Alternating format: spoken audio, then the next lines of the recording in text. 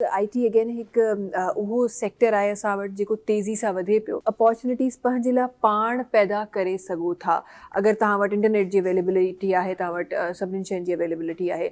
उन्हनि माण्हुनि जे लाइ जेके इन तरफ़ अचणु चाहिनि था, कहिड़ा उहे स्टेप्स आहिनि जेके खणणा आहिनि? स्टूडेंट खे इहो फाइनलाइज़ करणु खपे त हुन जो कहिड़ी फील्ड में इंट्रस्ट आहे। जेकॾहिं हुन इंटरमीडिएट करे छॾी आहे त उन खां हाणे 2 डायरेक्शन आहिनि। या त हू यूनिवर्सिटी में एडमिशन वठे, 4 साल पढ़े, उन में प्रैक्टिकल सिखे ऐं उन खां बाद में इंडस्ट्री में अचे।